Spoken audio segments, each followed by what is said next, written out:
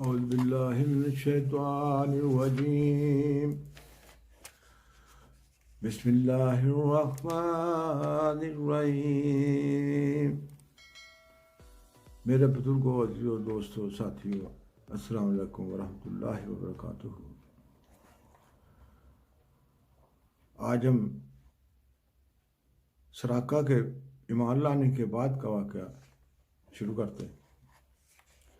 مکہ سے بھاگ کر نکلنے والا رسول اب دنیا کا بادشاہ تھا. وہ خود اس دنیا میں موجود نہیں تھا، مگر اس کے غلام اس کی پیشینگوئیوں کو پورا ہوتے ہوئے دیکھ رہے تھے. سراقہ کو رخصت کرنے کے بعد چند منزلیں طے کر کے رسول کریم صلی اللہ علیہ وسلم کی مدینہ پہنچ گئے. مدینہ کے لوگ بے صبری سے آپ کا انتظار کر رہے تھے، اور اس سے زیادہ ان کی خوش قسمتی اور کیا ہو سکتی تھی کہ وہ سورج جو مکہ کے لیے نکلا تھا مدینہ کے لوگوں پر طلوع ہو گیا. جب انہیں یہ خبر پہنچی کہ رسول اللہ صلی اللہ علیہ وسلم مکہ سے غائب ہیں، تو اسی دن سے آپ کے انتظار کر رہے تھے. ان کے وفد روزانہ مدینہ سے باہر کئی میل دور تک آپ کی تلاش کے لیے نکلتے تھے اور شام کو مایوس ہو کر واپس آ جاتے تھے. جب آپ مدینہ کے پاس پہنچے تو آپ نے فیصلہ کیا کہ آپ قبا میں جو مدینہ کے پاس ایک گاؤں تھا ٹھہریں.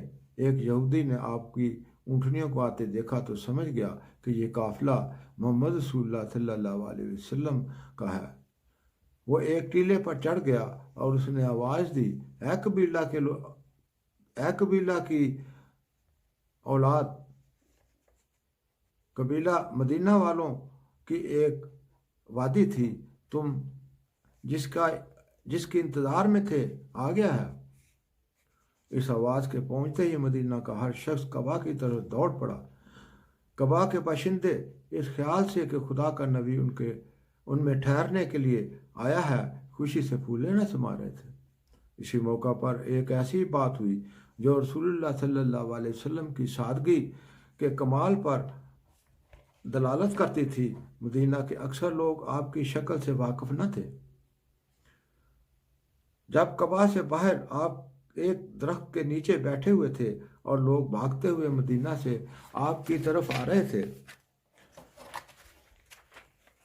چونکہ رسول کریم صلی اللہ علیہ وسلم بہت زیادہ سادگی سے بیٹھے ہوئے تھے، ان میں سے ناواقف لوگ حضرت ابو بکر رضی اللہ تعالیٰ عنہ کو دیکھ کر، جو عمر میں گو چھوٹے تھے مگر ان کی داڑھی میں کچھ سفید بال آئے ہوئے تھے، اور اسی طرح ان کا لباس رسول اللہ صلی اللہ علیہ وسلم سے کچھ بہتر تھا، یہی سمجھتے تھے کہ ابو بکر رضی اللہ تعالیٰ رسول اللہ صلی اللہ علیہ وسلم ہیں، اور بڑے ادب سے آپ کی طرف منہ کر کے بیٹھ جاتے تھے. حضرت ابو بکر رضی اللہ تعالیٰ نے جب یہ بات دیکھی تو سمجھ لیا کہ لوگوں کو غلطی لگ رہی ہے. وہ جھٹ چادر پھیلا کر سورج کے سامنے کھڑے ہوئے اور کہا، یا رسول اللہ، آپ پر دھوپ پڑ رہی ہے، میں آپ پر یہ سایہ کرتا ہوں. اور اس لطیف طریق سے انہوں نے لوگوں پر ان کی غلطی کو ظاہر کر دیا. قبا میں 10 دن رہنے کے بعد مدینہ کے لوگ رسول کریم صلی اللہ علیہ وسلم کو مدینہ لے گئے. جب آپ مدینہ میں داخل ہوئے، مدینہ کے تمام مسلمان، کیا مرد اور کیا عورتیں اور کیا بچے، سب گلیوں میں نکلے ہوئے آپ کو خوش آمدید کہہ رہے تھے. سچے بچے اور عورتیں یہ شعر گا رہے تھے، یعنی 14ویں رات کا چاند ہم پر وداع کے موڑ سے چڑھا ہے، اور جب تک خدا کی طرف بلانے والا دنیا میں کوئی موجود رہے، ہم پر اس احسان کا شکریہ ادا کرنا واجب ہے. اور اے وہ جس کو خدا نے ہم میں مبعوث کیا ہے، تیرے حکم کی پوری طرح اطاعت کی جائے گی. رسول کریم صلی اللہ علیہ وسلم جس جہت سے مدینہ میں داخل ہوئے تھے وہ مشرقی جہت نہیں تھی، مگر 14ویں رات کا چاند تو مشرق سے چڑھا کرتا ہے. پس مدینہ کے لوگوں کا اشارہ اس بات کی طرف تھا کہ اصل چاند تو روحانی چاند ہے.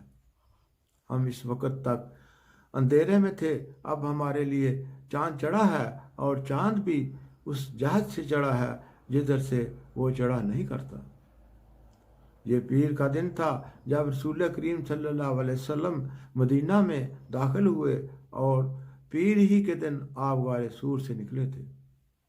اور یہ عجیب بات ہے کہ پیر ہی کے دن مکہ آپ کے ہاتھ پر فتح ہوا۔ جب آپ مدینہ میں داخل ہوئے، ہر شخص کی یہ خواہش تھی کہ آپ اس کے گھر میں ٹھہریں۔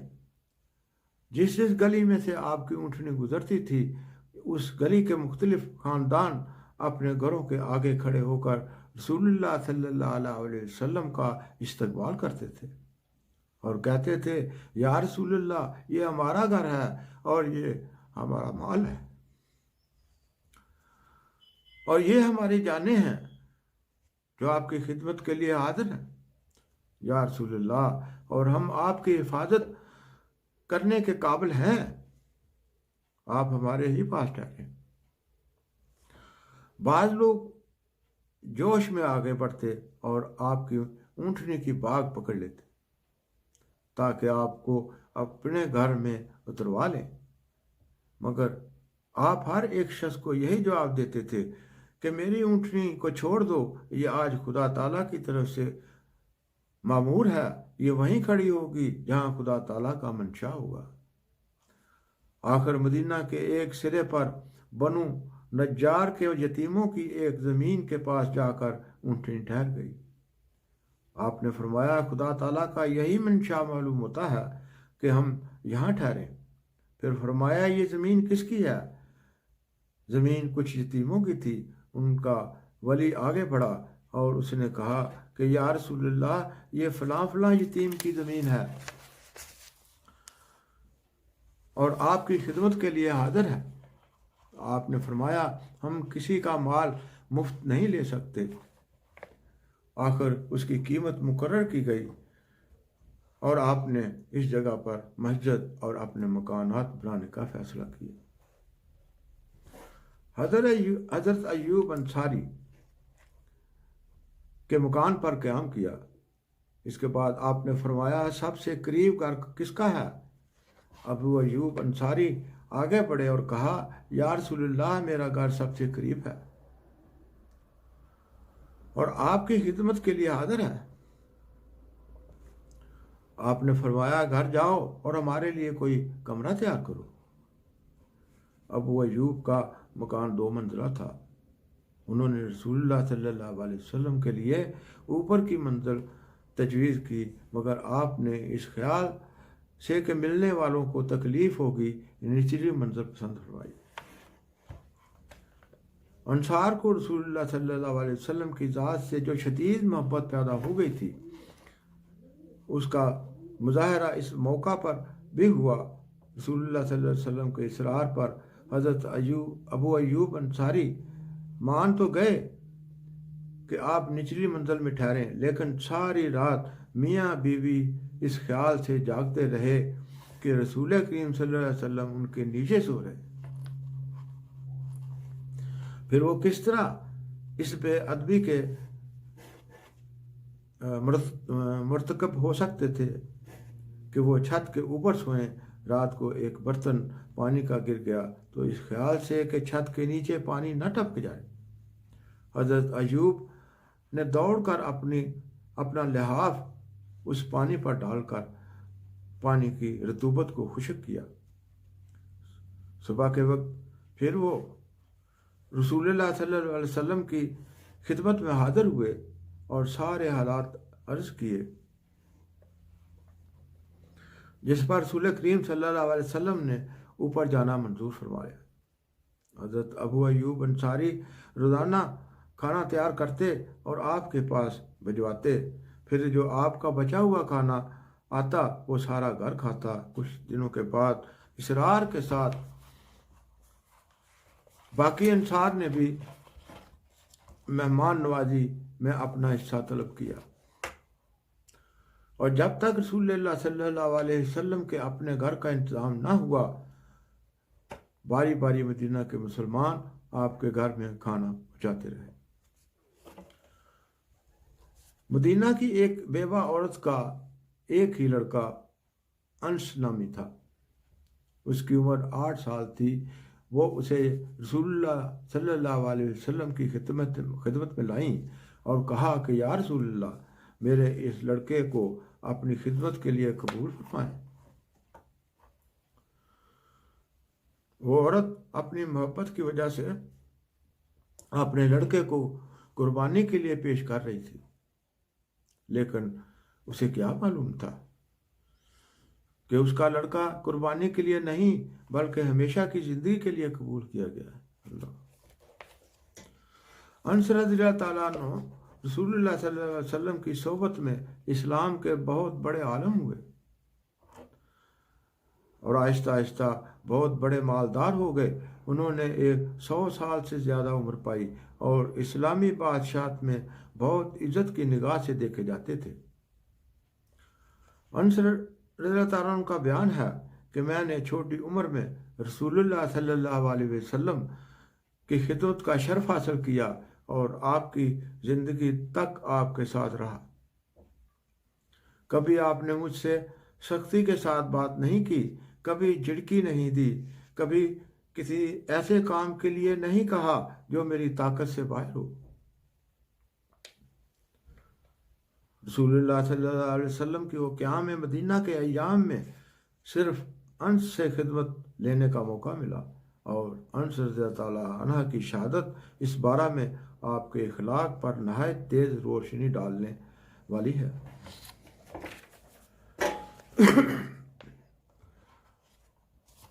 کچھ عرصہ کے بعد آپ نے اپنے آزاد کردہ غلام زید رضی اللہ تعالیٰ عنہ کو مکہ میں بھجوایا کہ وہ آپ کے اہل و عیال کو لے آئے.